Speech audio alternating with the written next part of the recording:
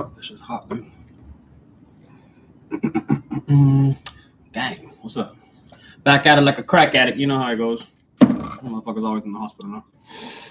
This time, completely different reason. I fucked my back up. The last video I probably made, you probably saw. I know I shouldn't be drinking coffee. I'm in the hospitals for heart disease. Now I got fucking. I don't want to show this. I might have my information on it, but whatever. I gotta take hydrocodone and methylcarbamol. One's a pain reliever and one's for muscle relaxation. So the bottom of my back was a fucking Hey, my prescriptions are ready. It's funny. I called them downstairs, and they said no, they're not ready. I was like, okay, cool. I just came upstairs, and I got to say, hey, your shit's ready. Man, bro, listen. So I went bowling with some company that's gonna hire me for some shit to do in January, and they invited me bowling to get to know the crew, to get to know the company, blah blah blah, whatever the fuck. So man, I haven't changed shit with my diet. I'm here dumping crackers into Café Con Leche from Vicky Bakery. What a fucking idiot. Whatever. So like I haven't been able to move. Like this morning when I got out of bed, which I slept like 30 minutes to an hour because of the pain. But I said, fuck it, I have to go to the ER, get some kind of medication because fuck, this is a little intense, bro. So I look like shit. I'm all stressed out, obviously, because fucking so my back was so stiff, dude. Like, and I would even touch it and feel it. I'm like, man, my muscles back here feel so hard, dude. Like they feel like unnaturally hard. Not hard because I'm ripped or shut. No, it hurts. Like I touch it and it's hard, like a stale, stretched out muscle. Like if it's like bent over like this and it's like touching this part, it feels really bad, you know. So anyways, so sorry, I'm thinking about a million things at once this coffee hits. So then I went to the hospital and they said I have when she touched it, they did an x-ray. They said x-ray's fine. My normal typical scoliosis, you know, the curvature in the spine or whatnot, it's like an S shape. But I asked if there was any bulging discs, anything wrong with the spine. They said no, just the curvature. You know, the bones aren't touching or whatever. So they gave me muscle relaxers and drugs, obviously, because that's all they do really at hospitals, give you drugs and tell you to go buy. So I gotta leave now and go pick up my drugs. But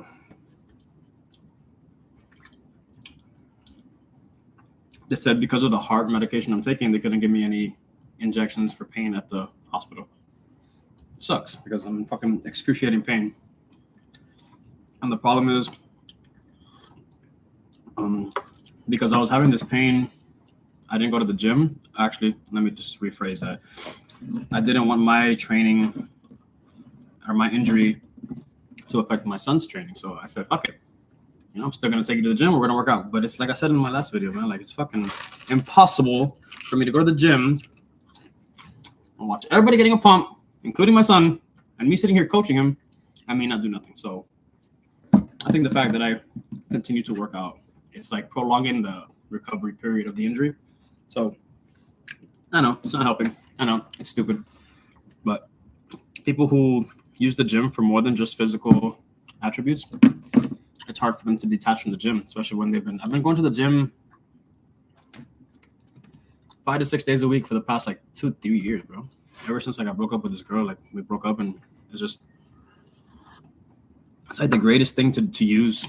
It's like therapy. Like going to a therapist and talking about your problems, it's not gonna help you. Sorry, you can talk all the shit you want. Therapy just reminds you of your problems. That doesn't fucking help you. You need to fucking forget them, you know, and get over them. You have to find something to keep you busy. The gym is the best. You can discipline yourself with the gym. You can discipline yourself with anything. So, it's way too late for me to be drinking caffeine, bro. It's 4:00, bro. Fuck. And I told them to dump the whole cup because you know, Vicky Bakery, they give you this much coffee, and the rest is milk. That's how they make their money. You know what I'm saying? Like they give you just fucking straight milk, which is terrible. So I told them, listen, man, I want a Hokolala inside the cup. So the Hokolala is about this big. So like I basically have 50-50, which is still a lot for me, but fuck, you know, like I gotta tell them what I want, right? I look like shit, dude. I need a fucking shower. I need a fucking. I'm actually gonna go to the gym and do a very light workout. Don't judge me. I'm like a fucking addict. In fact, I'm not even gonna do anything. I'm gonna fucking actually. Let's just see what we got here. Let's see what I can find. Ooh, oh la la. Ooh, ooh. XRP September 1st. But this Oscar Ramos guy's always fucking pumping up your ass with bullshit, like saying, "Oh, we're gonna do this, we're gonna." I don't know. It doesn't really seem like it's gonna. Let's see what I can share. I'm gonna share this screen, and we'll just like look through it together. Yeah.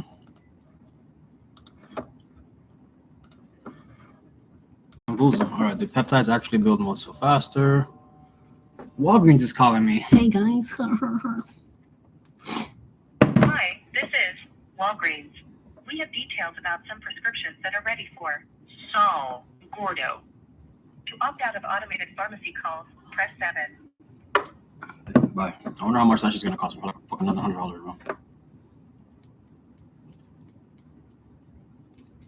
So let's talk about Cardarine. Cardarine is a SARM, which is a selective androgen receptor modulator, right? And what that basically is like it's like an anabolic, you know, compound that's not an injectable, and it's not a, you know, it's not a steroid, but it just, you know, manipulates the androgenic effects in the body to, like, you know, reach a certain goal or whatnot. So let's look at Cardarine. Actually, what it does is it taps into, all right, so let's say if you have stored fat, Cardarine makes your body tap into that stored fat to use it for energy rather than carbohydrates and ketones. It targets the actual fat stored in your body by the liver. So let's read. This guy's really smart, actually, Russo. There's a lot to take into consideration with Cardarine. If you're dosing it and stacking it up, it's definitely has a more than a 24-hour half-life, meaning if you're dosing every day, it's stacking up way more in your system than if you're thinking about a 24-hour half-life, active life. As that builds up and then maintains a stable blood serum concentration level, you could be dosing way more than you intend to. So what do steroids add? 3 times the amount of muscle gained by simply injecting 600 milligrams of testosterone per week. The group that took steroids and did not even train, they gained, ready, 7 pounds of muscle in 10 weeks. That's more than 1.5 times the muscle gained by the natural training group without even training. I might put on 1 pound of muscle in the next year if I'm lucky as a late stage natural.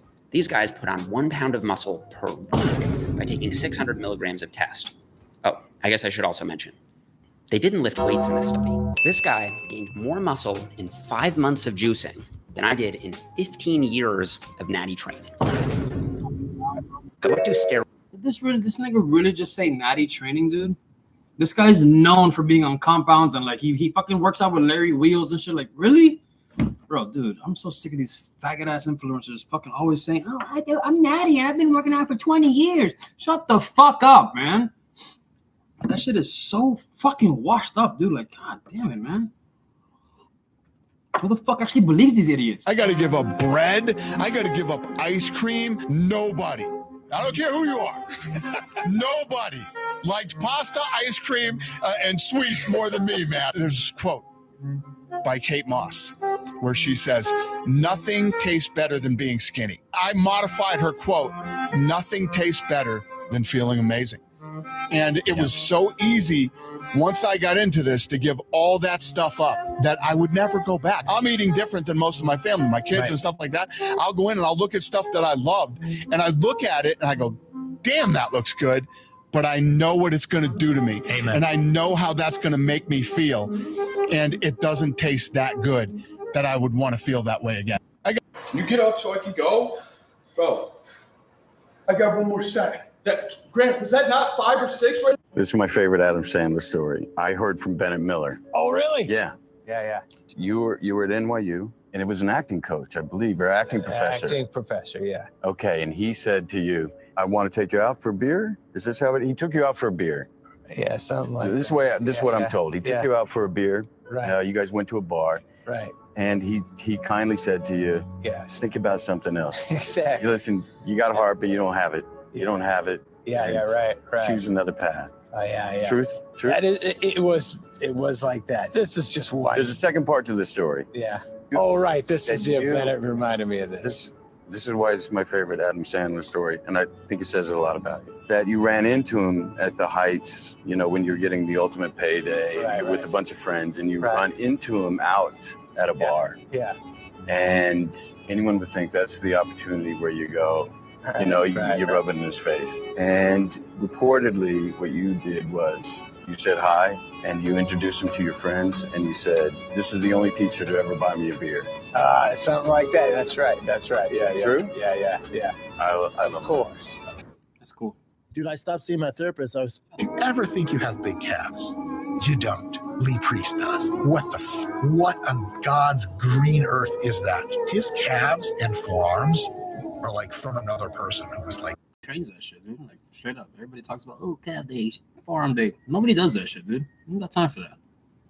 6'8", 480. I swear to God. Dude, he was unbelievable. Listen, no lie, no one could ever blow your mind like Lee Priest looked when he was 21 years old. I walked in the gym and I remember like looking at him and saying, how is that even possible? He could barely walk. His legs were so big.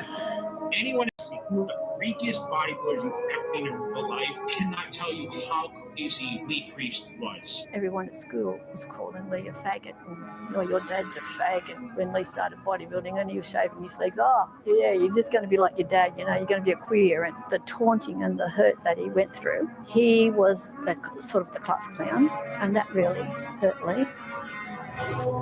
Use the word tall, not big. Look at that leg, dude. What the fuck was that? The motherfucker literally had a tumor in the back of his leg. Holy shit, that nigga's hammies were huge. You boy, you that boy with your job? No, you said. Oh, shut up, bum ass niggas. He told me some shit that you can't imagine. Like, that guy saw so much overseas, and he said the worst things he ever saw was the Afghanistan pullout. Dude, do you know who Tyler Andrew Vargas is? No. That's the one Marine that survived suicide bombing at Abbey Gate, killed 13 Marines. So I called him. Well, everybody wanted him to come on the show, and I was like, oh, man, I'm never going to get this guy. Like, all the media, everybody wants him. Hit him on the gram, messaged right back, and he got in, and he's like, I'm so glad that you reached out to me. He's like, I was literally just praying with my fiance that you would reach out, because he had just did an ABC Good Morning America interviewed for 7 hours. They released 5 seconds of that interview because it made the administration look so bad. They wouldn't air it. So I got him on, kept getting dinged, by YouTube. They didn't like the real footage, which was actually like from his cell phone that we do previews and shit, to have like his testimony about what happened that day. He told me some shit that you can't. Rick, what are we doing? He's like, well, when you keep your body still and your mind is really active, amazing ideas come forward. And that's when You know what? I need to look up fucking videos about how to fucking. He told me some shit. Remove the stiffness in my lower back, dude.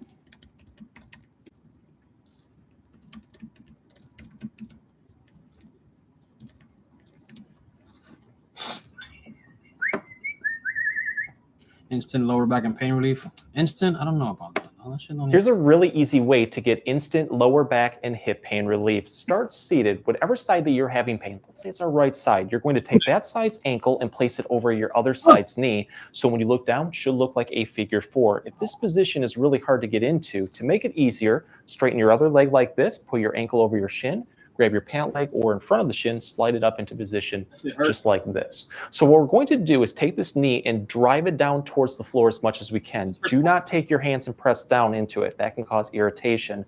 Once you feel the muscles around the hip and lower back start to fire, you're going to hold this and now take it to the next level by tilting your body through your waist towards the other side. You're going to feel a deep opening stretch in your lower back. Aim to feel it from your ribs into your lower back into your hip. Hold this comfortably for 20 to 30 seconds, relax, and then repeat 3 to 5 times. Here's a I did this for when I had sciatica from an injection. And it would sometimes work and sometimes I should join a fucking yoga class. Whew. That shit definitely fucking hurts. I'm not sure if it's... Oh, I'm doing both sides and my whole back fucking hurts, dude.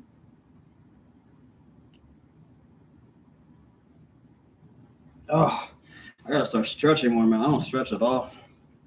That's probably one of the reasons why I'm so fucking stiff, man. But just hate stretching, bro. It's just fucking annoying. It makes me take even longer in the gym. Which, by the way, it's 4 o'clock. Gym closes at 7. I gotta fucking, what was it called? I have to pick up my medicine, right, Googans? I know. What's up, Shmoo? He's been missing for a couple days, bro. He finally came back, this little piece of shit. Right, boobers? Oof, you smell, dude. Well, how you been, bro? Huh? I'm about to take you a bath. You want to stay in here, nigga? Straight up. Smell like fucking shit.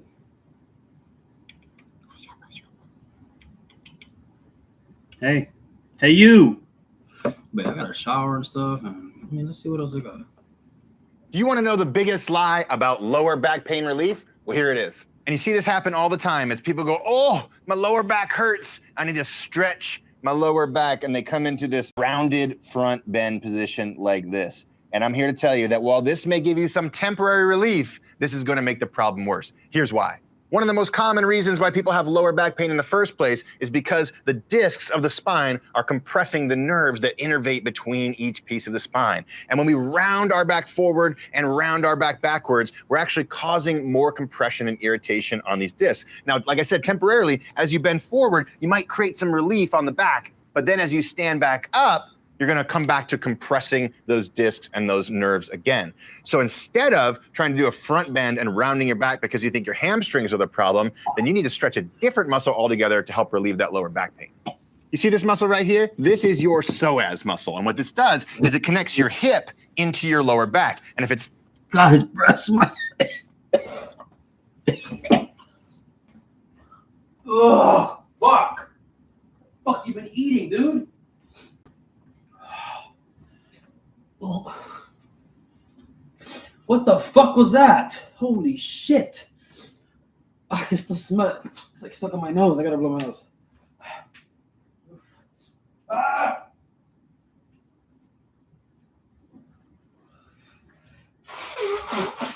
Holy shit. Fuck, dude. The hell was that, bro? Fuck, it's like in the air. I can still smell what I smelled. Ugh. Fuck off, man. Holy shit.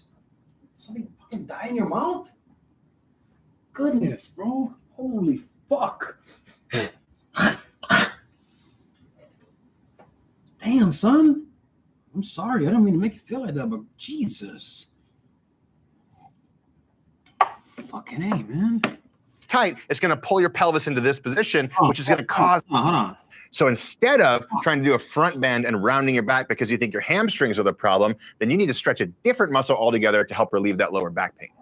You see this muscle right here? This is your psoas muscle. And what this does, it connects your hip into your lower back. And if it's tight, it's gonna pull your pelvis into this position, which is gonna cause that compression on the discs and the nerves in the first place. And when you do a stretch like this, it does absolutely nothing for the psoas. So instead, try this stretch. This is called the kneeling chair hip flexor stretch. And it's gonna stretch those hip flexors, reset your pelvis, and hopefully give you some lower back pain relief. And this is great because it teaches you how to move your body better, because when you move your body better, you feel better in your body. Here's how to do it. Drop your knee onto the chair, take one step forward like this, use your hand on the back chair for support, keep your pelvis straight forward like this, and then slowly drop your pelvis towards that front heel. You can scoot that foot forward if you need to, until you feel a stretch coming through your abdomen and into your hip flexor. If you've got good balance, you can lift your arm overhead like this as you breathe in, exhale, and try to go deeper for about 60 to 90 seconds on each side.